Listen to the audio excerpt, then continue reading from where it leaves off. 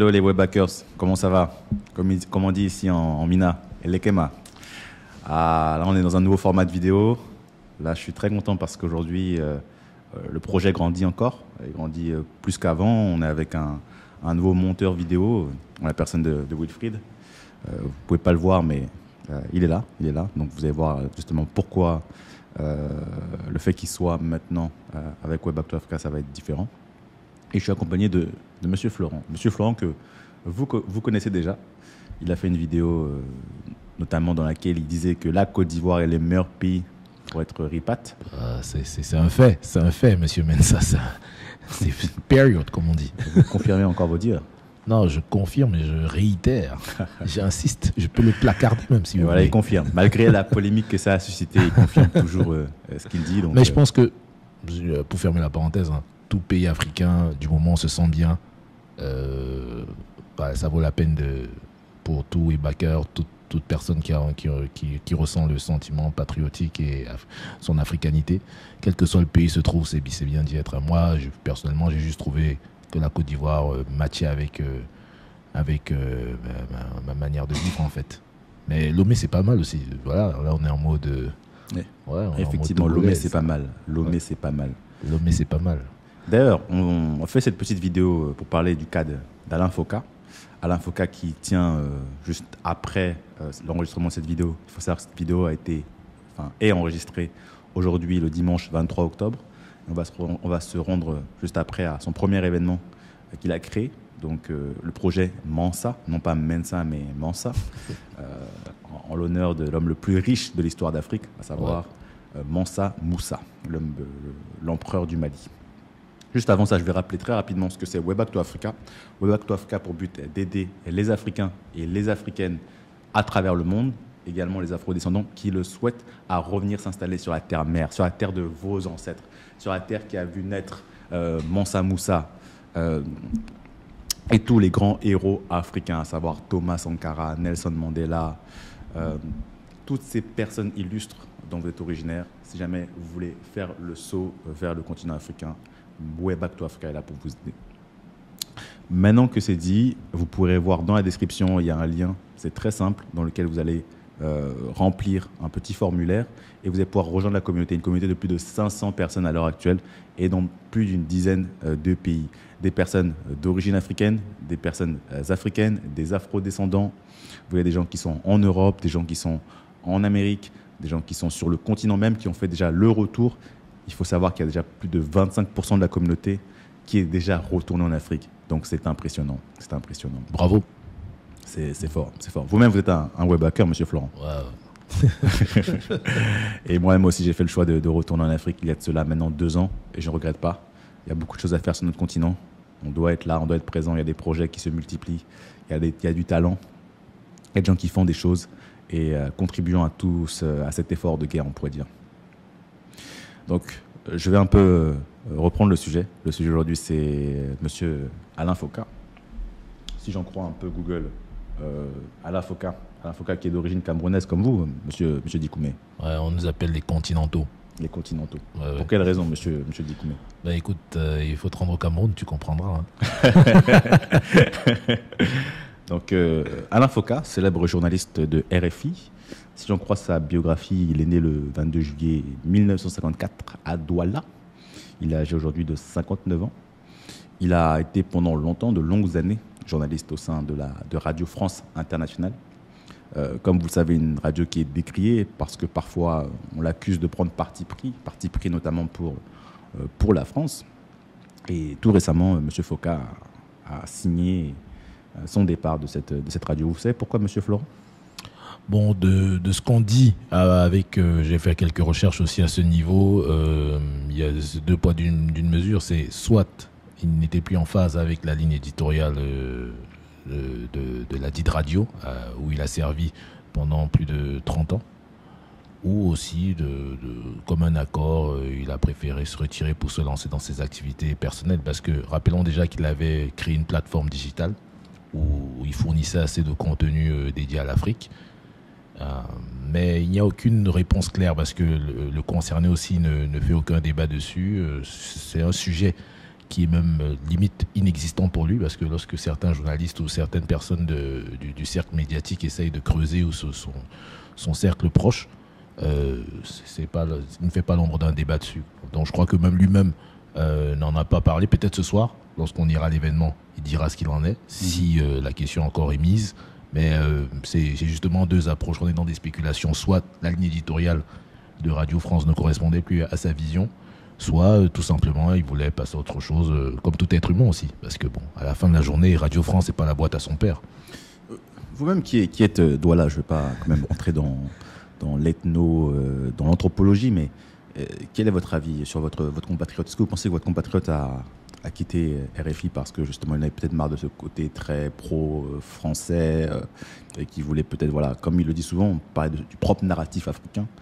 Quel est votre avis sur le sujet, M. Dikoumé? Je pense personnellement que c'est déjà comme dans toute carrière, quand on fait pendant quand même 30 ans la même chose, je pense que humainement ça devient chronophage.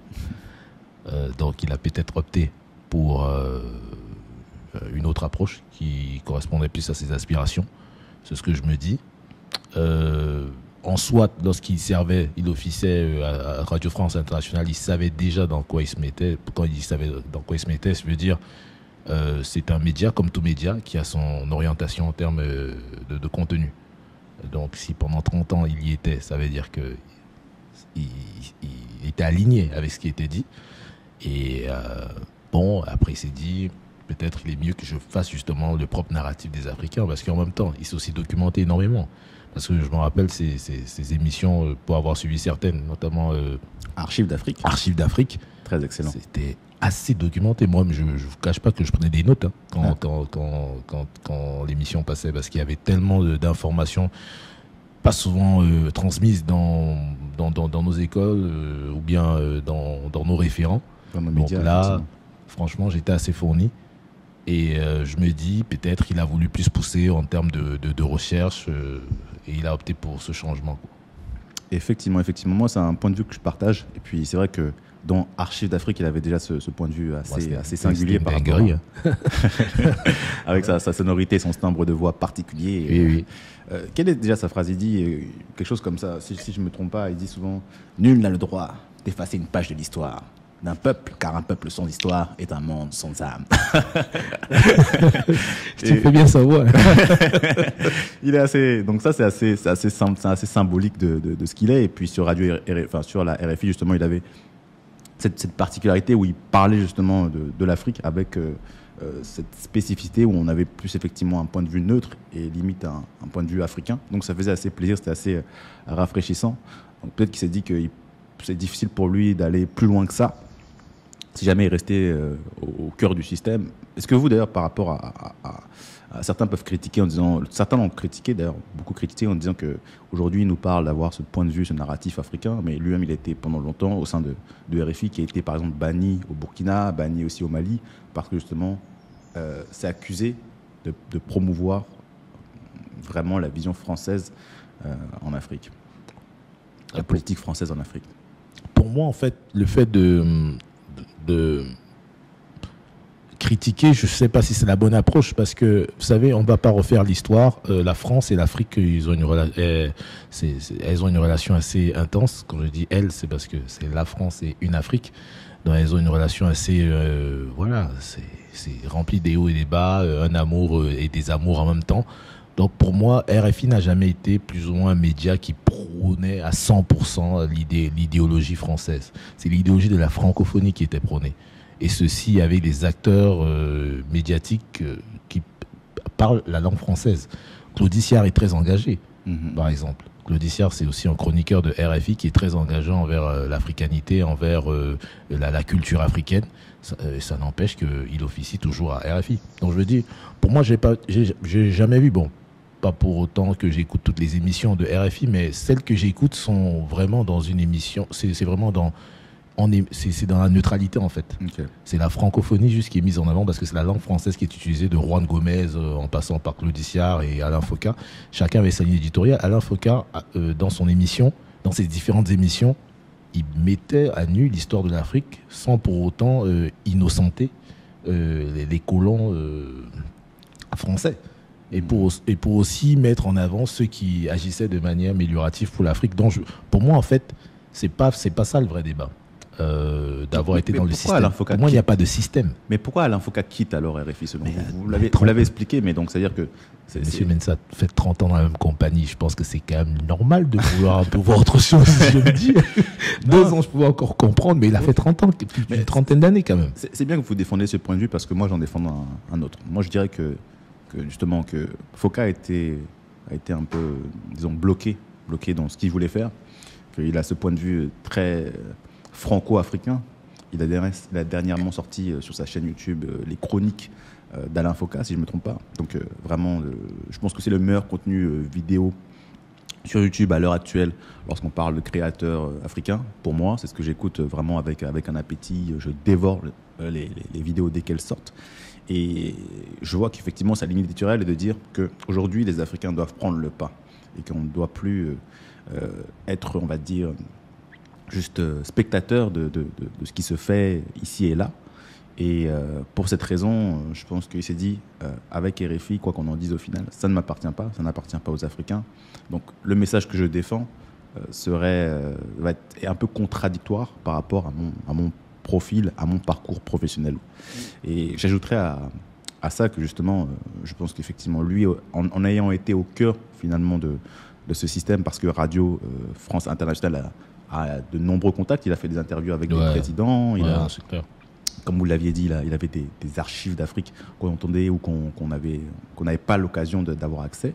Et donc tout ça, tout ce qu'il a engrangé pendant tout ce temps, lui a donné maintenant l'opportunité de se dire, ok, je sais comment ça fonctionne, comment le monde international fonctionne, et je sais comment je peux maintenant promouvoir avec les outils que j'ai cette vision très africaine que n'a pas RFI.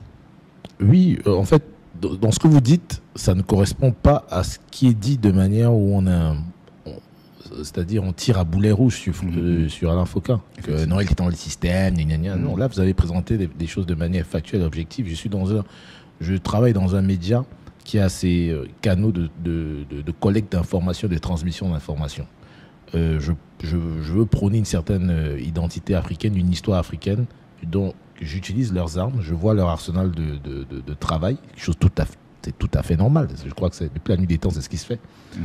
Et puis, voilà, j'arrive à un seuil critique où je me dis, pourquoi ne pas, pour pousser justement cette transmission d'informations, ce partage, en fait, parce que c'est un partage de notre histoire, en fait, de notre culture, de créer, moi, mon propre support médiatique où je vais à profusion balancer tout ce qui a balancé et de manière à ce que l'Afrique se réapproprie, comme vous avez dit, son propre narratif.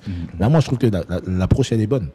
C'est comme si moi, je joue au Real de Madrid, je regarde comment tout fonctionne, et puis je décide de devenir président de la FECAFOOT, de la Fédération camerounaise de football, ou bien d'une fédération, ou bien je crée un club. Je vais copier tous les standards de quelque chose qui a fonctionné comme le Real de Madrid, qui est une institution. Parce que là-bas, c'est plus que pas plus que le football, mais c'est une entreprise, en fait, une organisation, et je recrée le même standard dans mon petit club de village ou bien dans ma fédération de mon pays. Donc je pense que c'est très intelligent de sa part. Bon, peut-être ça a pris 30 ans, mais il n'est jamais trop tard pour qu'on reparte sur de bonnes bases. Et je prie fortement que Mansa, je crois que c'est ça, non, qu'il a créé, va pouvoir être le porte-étendard d'une Afrique nouvelle et vraiment dynamique, avec des jeunes qui s'y... Parce qu'actuellement, on est dans une bonne phase, hein, c'est-à-dire en termes de... On parlait de way back tout à l'heure, on est à une époque extraordinaire. Tout le monde veut... Le rêve africain is back. The African dream is back, tu vois. Dans les années 80, 90, 2000, c'était... Non, nous, on veut partir d'Afrique. Et là, on a ce repli identitaire, communautariste, appelez-le comme vous voulez, mais on a ce repli.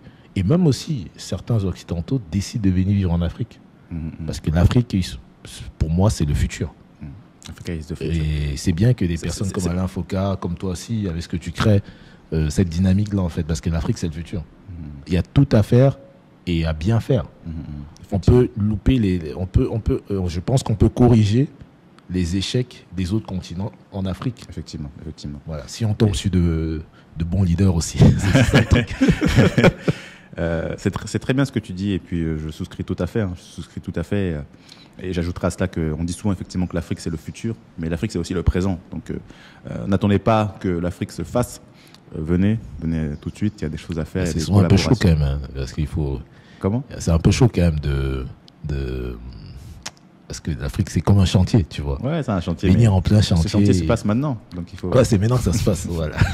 Mais il faut aussi comprendre ceux qui sont encore dubitatifs. Ah, tu vois. non, ici, il y a des gens qui attendent qu'il y ait un peu le carrelage avant de venir. À ceux-là qui attendent, ne pleurez pas lorsqu'il n'y aura plus de place pour vous. Donc, on vous dit de saisir votre opportunité maintenant. Il y a des choses à faire maintenant. Vous l'avez entendu ici sur cette chaîne. On va clôturer cette interview et cette petite actualité sur Alain Foka, justement, avec une dernière question que j'ai pour vous, monsieur Florent. Donc, est-ce que finalement, c'est le chemin qu'on conseillerait aux jeunes Africains, faire leur classe dans des boîtes internationales, à l'étranger, etc., et puis ensuite, justement, revenir?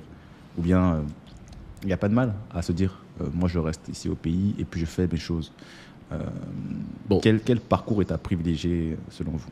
Selon moi, en fait, il n'y a pas de chemin parfait.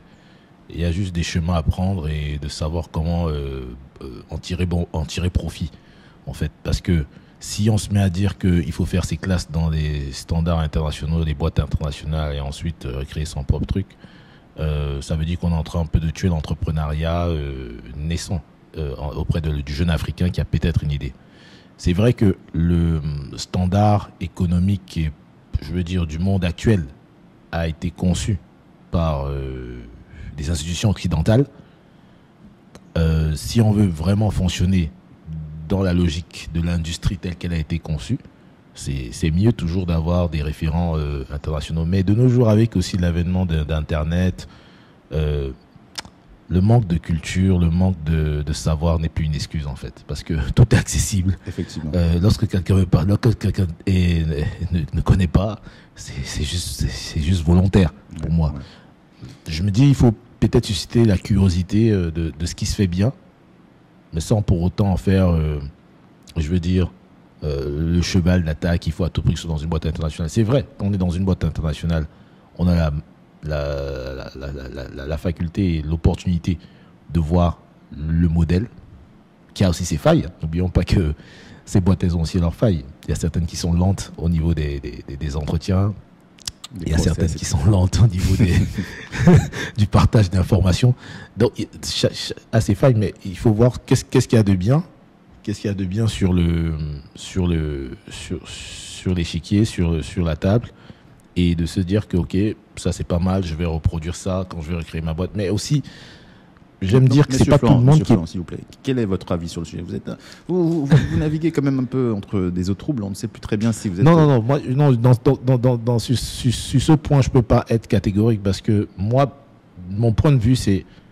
Un jeune Africain vient me voir aujourd'hui, il a 18 ans tout juste, il vient d'avoir le bac.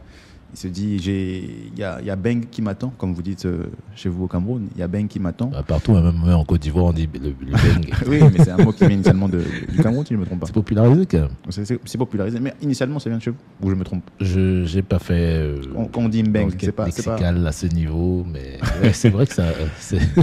Donc, petit aparté, voilà, si un jeune vient vous voir aujourd'hui, il se pose la question...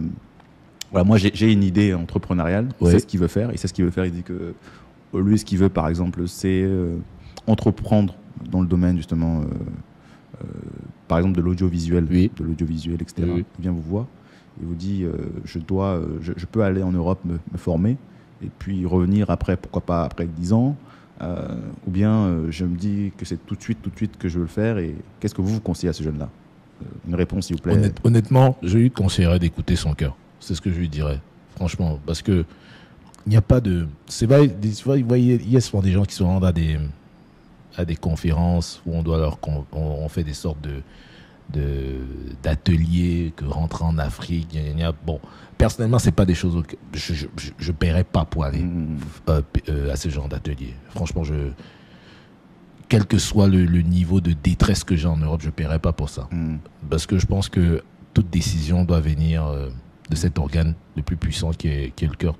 D'accord. Quand vous sentez un truc, moi, je me rappelle, on m'avait dit que j'avais quoi, J'avais 19 ans, parce que cette histoire, c'est à peu près la mienne. Mais ma mère et mes parents m'ont dit, écoute, voici une somme d'argent. Soit tu te lances, parce qu'au Cameroun, ce qui marche beaucoup, à l'époque, c'était les taxis. Tu vois, tu achètes 2 taxis, et puis t'es le roi du monde et tout le reste, et tu vas à l'université tranquillement. J'ai dit non, moi, je vais aller en Europe. Ouais. je veux aller en Europe, je veux fréquenter, je veux fréquenter les Blancs. Donc c'était un truc qui venait de mon cœur et je me suis mis à fond dans cela. Et j'ai tout fait, et je suis parti et voilà. Donc je veux dire, quand quelque chose vient du cœur, c'est plus...